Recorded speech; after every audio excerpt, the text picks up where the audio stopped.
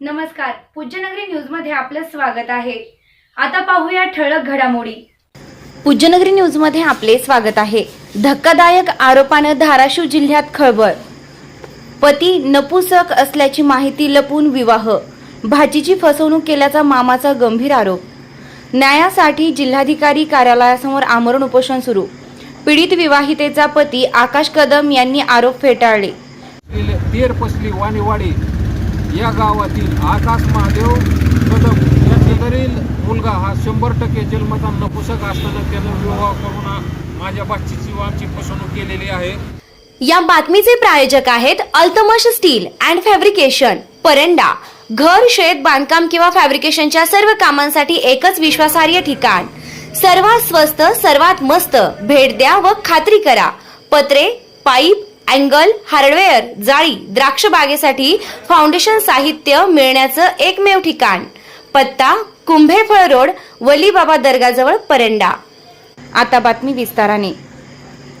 भूम तालुक्यातील एका विवाह प्रकरणानं मोठी खळबळ उडाली असून पती नपुसक असल्याची माहिती जाणीवपूर्वक लपवून फसवणूक करून विवाह लावून दिल्याचा गंभीर आरोप पीडित तरुणीचे मामा संजय पोपट वाघमारे राहणार हाडोंगरी, तालुका भूम यांनी केला आहे।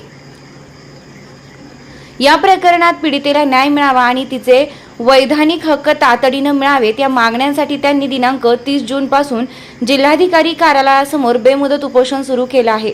संजय वाघमारे यांनी जिल्हाधिकाऱ्यांकडे दिलेल्या तक्रारीनुसार त्यांच्या भाचीचा विवाह वाणेवाडी, तालुका धाराशिव येथील आकाश महादेव कदम यांच्याशी झाला।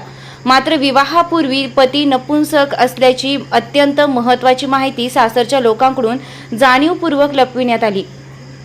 विवाहानंतर ही बाब समोर आल्यानंतर आपल्या भाचीची फसवणूक झाल्याचं स्पष्ट झाल्याचा आरोप त्यांनी केला आहे। तक्रारीत पुढे त्यांनी म्हटलं आहे की सत्य समोर आल्यानंतर सासरच्या लोकांनी विवाहितेला मानसिक व शारीरिक त्रास देण्यात आला। परिणामी ती गेल्या 6 महिन्यांपासून माहेरी राहत असल्याचंही तक्रारीत नमूद करण्यात आलं आहे। या प्रकरणात सासरच्या लोक महादेव रामलिंग कदम, आकाश महादेव कदम, श्यामल महादेव कदम, अश्वता महादेव कदम, अप्पासाहेब पाटील आणि ज्ञानेश्वर रामलिंग कदम यांच्यावर फसवणूक व छळाचे आरोप करण्यात आले आहेत।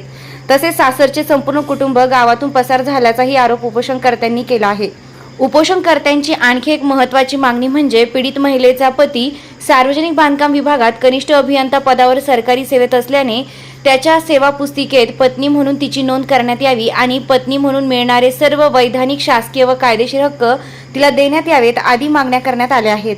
आकाश कदम यांनी आरोप फेटाळले। दरम्यान या संदर्भात पूज्यनगरी न्यूजशी दूरध्वनीवर बोलताना पीडित महिलेचे पती आकाश कदम यांनी आपल्यावरील सर्व आरोप खोटे असल्याचा दावा केला। हे प्रकरण न्यायालयात प्रलंबित असून न्यायालयाच योग्य न्याय देईल अशी प्रतिक्रिया त्यांनी दिली आहे। मात्र या प्रकरणाने जिल्ह्यात खळबळ उडाली आहे। या संपूर्ण प्रकरणात नेमके कोणते आरोप करण्यात आले आहेत, पीडितेला कोणता न्याय हवा आहे आणि उपोषणामागील भूमिका काय आहे याविषयी उपोषणकर्ते संजय वाघमारे यांनी नेमके काय सांगितले ते पहा। माझे नाव संजय पोपट वाघमारे, राहणार हाडोंगरी, तालुका भूम, जिल्हा धाराशिव। सदरील माझ्या बाचीची विवाह करून तेरपसली वाणीवाडी या गावातील आकाश महादेव कदम यांनी विवाह करून माझ्या बाचीची व आमची फसवणूक केलेली आहे।